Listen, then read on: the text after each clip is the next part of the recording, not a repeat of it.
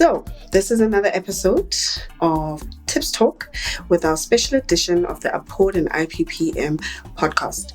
Aporde allows talented academics, policymakers, and civil society representatives from Africa to gain access to alternatives to mainstream thinking on development issues and to be equipped in a way that will foster original thinking. Welcome to this very special podcast today, the show where we delve into the fascinating world of economics and its impact on global development. I'm your host, Nondwe Majundana, and today we have the privilege of sitting down with Mr. or Dr. or Professor Arkebe Oqubay. He's a distinguished scholar practitioner. He holds the British Academy Global Professor position at SOAS University of London, leading pioneering research on the greening of Africa's economic development. He's a former senior minister and special advisor to 3 successive prime ministers of Ethiopia. He has been at the center of policymaking in Ethiopia for over 30 years, and he has successfully led bold reforms and played a key role in Ethiopia's economic transformation at different levels of government. So, welcome to our show today, Dr. Arkebe. Thank you so much. It's so lovely to have you. I had a podcast session just before you with Adeyemi, and he expressed to me the difference with him traveling to Ethiopia within decades. He went 4 times, and in those 3 separate decades, he has a snapshot of the development in the country. Can you share a little bit about where you're from? Yeah, I'm from Ethiopia. Yes. And I've been lucky to be public servant for over 30 years. And during this period, I have been able to be lucky to be part of this process. And we have really seen the progress that could be really made, because Ethiopia is a low-income country, a latecomer. And in 1991, for instance, the average life expectancy was only 44. And Africa's average life expectancy was 50. So Ethiopia's was the lowest. After 25 years in 2016, for instance, Africa's average life expectancy increased by 10 years to 60, and Ethiopia's increased to 66 and 67, which is almost 22 years. So this is... And you're living proof of that, because you have been as a public servant for 30 years. Yeah. What is the link between life policy and economics? Let's bring it back to our listeners. The key point is you could take many figures, you know. You could take many indicators of health or economics.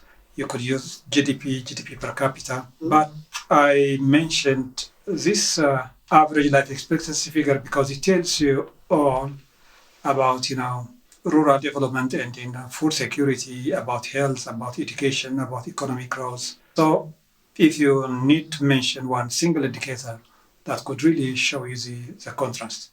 But also in the last 2-3 decades, Ethiopia has also been recognized to be the fastest growing economy. And for 15 years, GDP has been growing by 10.5% consistently. So it's the other flip of this average life expectancy. That is amazing numbers from the data point, but also it really means a lot for you and your people. And what do you think has been some key policy interventions that have led to this growth? Yeah, the first has been in 1991, the war ended in Ethiopia. And for a few years, 3-4 years, there was a transition from war economy to a peaceful economy, from socialist-led economy to market-led economy. And it was mainly after 1994 that Ethiopia focused on agriculture for kickoff of the economy, because agriculture is a major mainstay of the economy. And without ensuring agriculture can move, you cannot focus on industrialization.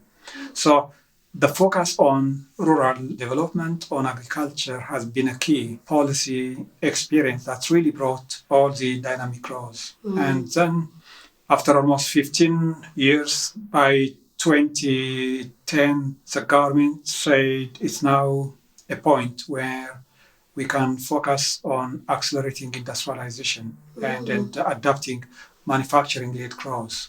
And Ethiopia has also been looking at the East Asian experience as an inspiration, and a lot of lessons and a lot of researches were being conducted around the policy-making bodies. And Ethiopia also have been using industrial policy active industrial policy where the state can contribute productively to the economic growth, and that has been one of the key features of this whole growth. I think that's such a good and positive and success story to tell, a case study in moving people into more dignified life through policy making. So I know you mentioned agriculture. I know Ethiopia through its coffee. Yeah, coffee is a gift to the world. And as you know, coffee its origin is in Ethiopia. Oh, yeah, I didn't know that. Yeah, and Ethiopia's coffee is considered a special brand. But when we talk about agriculture, we are mainly looking on how household economy is transformed because it's small holding owners based agriculture, but it also combines modern agriculture. So one of the areas, for instance, that Ethiopia focus has been the horticulture sector. So between 2005 and 2010, because of the new policy initiatives the government took, horticulture industry became one of the largest export sector, and Ethiopia became one of the top 4 or top 5 rose flower producers globally. So amazing. agriculture is much broader, Yes. and of course, transforming agriculture requires additional interventions, making it sustainable, and it requires a lot of instruments. So I don't feel what has been done is adequate, but because the potential is quite huge. But we're moving. Kaizen, as they say in Japan, small steps towards progress. Yeah. I think, you're very inspiring. But what leads you to have this passion and discipline for economics and trying to explore ways to help the continent? What drives you as Arkebe? Yeah, my perspective is policymaking can be improved and strategies play a critical role in countries' development trajectory. It's not because countries have petroleum or minerals or resources that they can grow fast. And actually, from the continent contrasts, according to World Bank and IMF data, based on the comparison of countries that are leading oil-producing countries and some resource-rich countries and some resource-poor countries like Ethiopia and Rwanda. The data shows that the fastest growth is happening in those resource-poor countries. Although they don't have oil, diamond, etc., but things have been happening. And also important from perspective of distribution, from wealth distribution, from more equitable growth. So for me, what makes a difference between rich countries and poor countries, between countries that have been catching up, is primarily policy and strategy. And this can be enhanced, especially if there is an approach of policy learning to look at what and how countries are doing better and to take seriously lessons from the implementation process. It can bring new ideas, and one of the approaches in my career that I saw has been that we have really focused and prioritized policy learning. And you gave a lecture this week at Aporde on industrial hubs and late industrialization. What is your key takeaway that you can impart to the learners that you gave this talk to? Why is this so vital? Yeah, and this year's program, I gave 2 lectures. One is on industrial hubs. And the most critical issue is if African governments aim economic transformation, it essentially means diversification of the economy. Diversification of the economy can only be successful by putting industrialization as a key priority, by focusing on export, by focusing on productive capacity. And so far what we have learned is in the path of industrialization in Africa, one major missing element is lack of comprehensive industrial policy and also the weak industrial ecosystem. Without industrial ecosystem, manufacturing cannot grow, industrialization cannot happen. So the industrial hubs and the industrial policy framework has been the key that I tried to discuss, and we looked at Asian experience, at African experience on the concepts and also policy and practices. On the other session on the green transformation of Africa and the path to carbon neutral economy, we primarily focus on the importance of greening. Doesn't mean you have to slow down your growth. Actually, the green transformation and green growth concept is that African countries should accelerate their growth ambition and should move forward but they have to look at the future trajectory. The world is going to net zero goals be achieved by 2050. And all economic sectors are now under transformation. New industries are growing fast, like EV production in automotive, renewable energy in energy production, battery storage. All are changing fundamentally, and this has implications for Africa. It means we can benefit from these new technologies which have become more affordable. For instance, energy cost, solar cost the cost has reduced by 90% in the last 10 years. And it's now the price of generating kilowatt hour or megawatt is cheaper than even thermal power or coal-fired plants. And the second point is, if we don't really transform the sectors that African countries have focused, then we'll still be left behind. And currently there is a big risk of green divide. For instance, one interesting figure on green energy shows between 2015 and 2021, in 6 years, according to IRENA's data, it shows the difference between the investment by Europe and Sub-Saharan Africa was 22 times. And this is 2015. And in 2021, it has reached 43 times.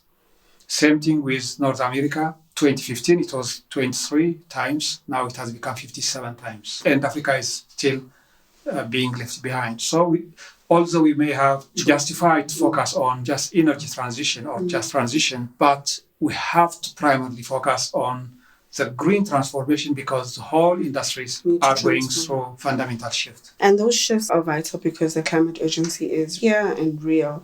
Just before we wrap up, can you give me just a few pivotal aspects of developing economics that you think are low-hanging fruits for African countries to implement? Yeah, the first point I want to highlight is industrialization is not a business as usual. It's not an easy exercise. It requires extraordinary commitment from political leadership, from the bureaucracy, from the private sector. And if you look at the fastest industrialization in newly industrializing economies in Asia, East Asia, and also China, what we learn is it requires a strategic approach. You need to put in place, and you have to invest heavily, and the effort required is quite huge. So this is a key point. I'm raising this because there is no easy way. But the practical actions that African governments could take is, for instance,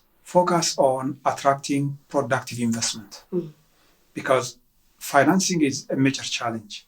And when direct investment, foreign direct investment or productive investment, you need to put the conditions to help them operate productively. And we need to reform the investment processes. We need to create the industrial ecosystem.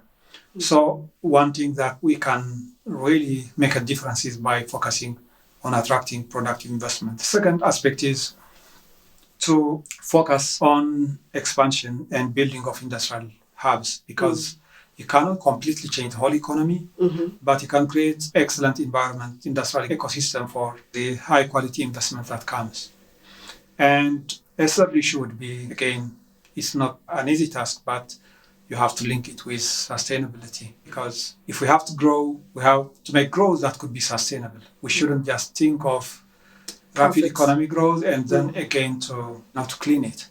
So we have the opportunity to build green from scratch. On that wonderful and positive note, it seems like there is hope yet for Africa if we all just band together, as Professor said, and really try to implement these industrial policies to drive economic growth in these countries.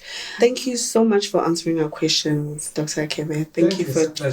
Thank you for answering us and helping us delve into the important relationship between industrial hubs, the green economy, and all of the needs of these individual economies on the continent in the context of development economics. That brings us to the end of this insightful conversation. A big thank you to you for sharing your expertise.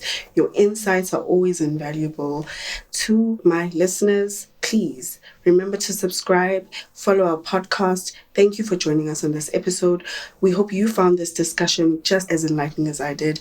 And if you have any questions or want to continue this conversation, feel free to reach out to us on the Aporde Alumni Network. Remember to subscribe, leave a review, and share this episode with your network. Your support helps us continue bringing you engaging content on economics and global development. Thank you.